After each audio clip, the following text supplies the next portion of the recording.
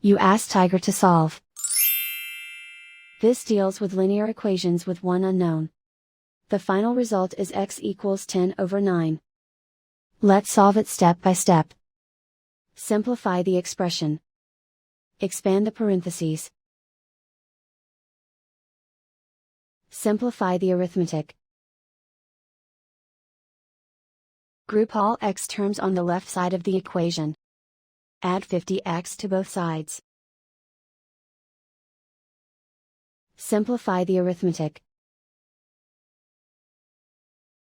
Group like terms. Simplify the arithmetic. Isolate the x. Divide both sides by 90. Simplify the fraction.